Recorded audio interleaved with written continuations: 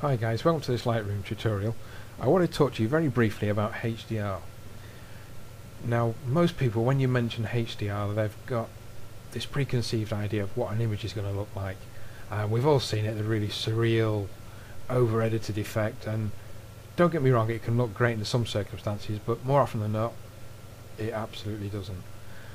And this is a shame because most people seem to think that is all HDR is about, when in essence HDR is more about capturing multiple layers of information, so you have exposure details within a scene that's very high contrast.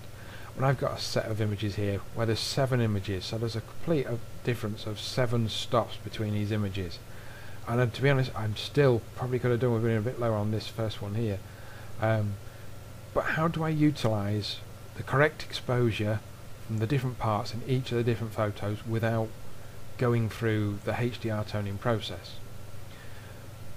Well, not many people seem to know this fact, but you can create a Superfile by using Lightroom and Photoshop. Now what I mean by that is we can create a single image, a 32-bit TIFF file, which will contain the information from all 7 exposures.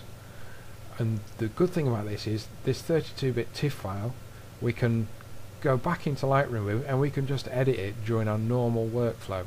We don't have to do any of the toning, we don't have to learn new programs, we can use exactly the same sliders we have in the development module, we can do everything that we normally do.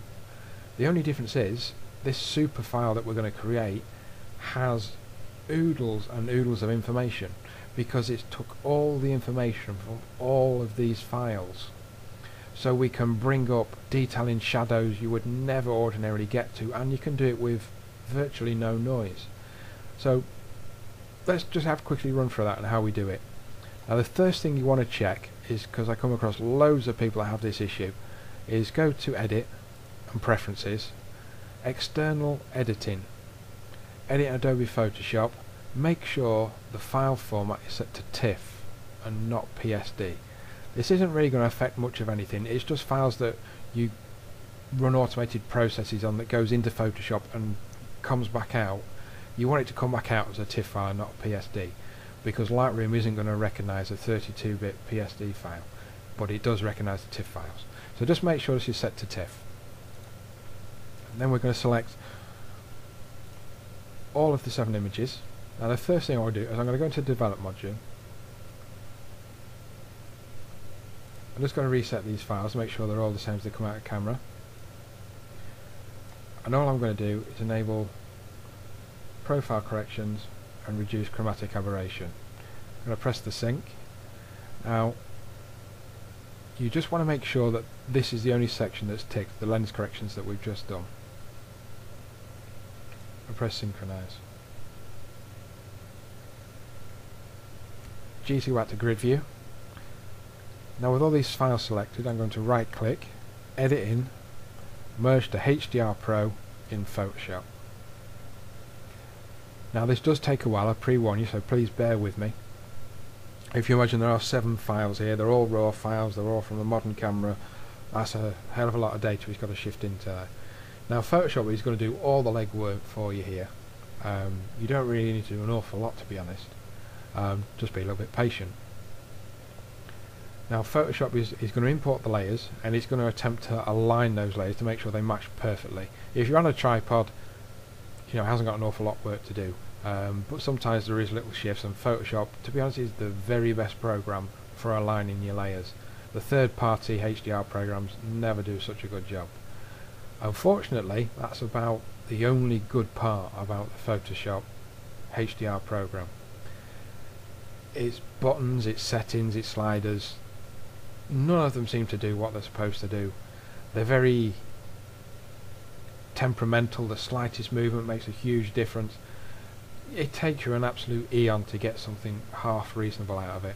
The best third-party program in my opinion is Photomatix Pro. That's what I've used in the past. But to be quite honest, for quite some time this is the format I use, because Lightroom is absolutely top-notch regards editing your photos. And if I can have a superhuman raw file to do that, and with all that information, why would I not use Lightroom to do it? So we're just aligning these layers now. And when it's finished, this dialog box will pop up. Now by default, yours will probably show this screen, which is the standard HDR toning that we do. We'd use the sliders across here to try and get something half reasonable. But what we're going to do is we're going to take this 16-bit and change it to 32-bit. Now the only options you really have on here is this tick box, which will enable you to tone this file in Camera Raw, which if you don't have Lightroom, then obviously that's the next best option for you. If you do have Lightroom, do use Lightroom. It is far superior regards editing your images. The other option we have up here is remove ghosts. This is if you think that one of the exposures may be differing slightly and you have a misalignment, or there was somebody in the picture and they moved around quite a bit. You can actually select which version of that person you want to keep, and it will try and remove the other versions for you. Because it's on a tripod and there was nothing really moving, we don't need to tick this anyway. So once we've done that, I'm just going to click OK.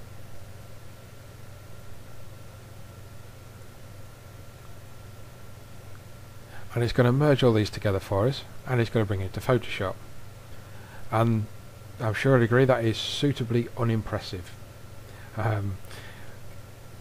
Photoshop has not tried to do anything with this file other than fit all that information in it. It hasn't tried to make a good exposure for us. It hasn't tried to do anything with regard to saturation or anything. It's just simply loaded all the information from all 7 files into one file.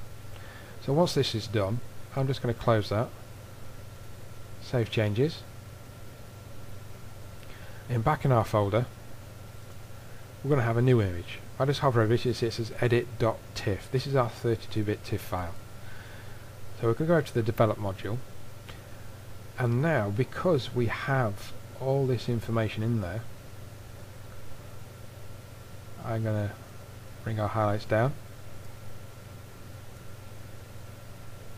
bring our shadows up, highlights down a little bit more. Now you can see already how much information we've just pulled out of that one file.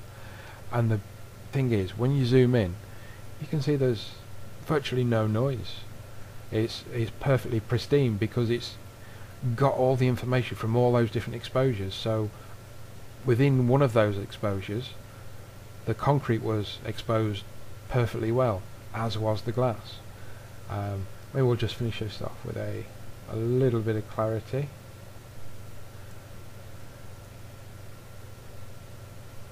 A little bit of vibrance. I would probably just see where the white points are laying out of curiosity more than anything, so I like the image, so I'm not that bothered. I might introduce a little bit more black into it just so it's a little bit more contrasty. I would probably take the sharpening up to around about 45. I would mask off that sharpening, so we're only sharpening the white areas. I don't want to over the top, just a little bit on the edges and the details. By default I generally put a little bit of noise reduction in there anyway, just in case. I only keep it very low, somewhere like 20. And now you can see we've got a perfectly exposed picture. Well, I say perfectly exposed, we're probably a little bit hot on these highlights up here, but I know from our original images we probably didn't go further enough down on the exposures to get this absolutely perfect at the top there.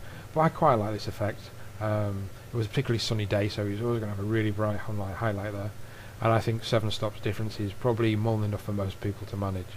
So there you have it, HDR in Lightroom, using the Lightroom sliders without the dodgy surreal effect and having to learn extra programs, learn extra sliders, and spend countless hours messing around with HDR files to try and get something that looks like it was a normal photo and not a HDR photo. So I hope you enjoyed this tutorial.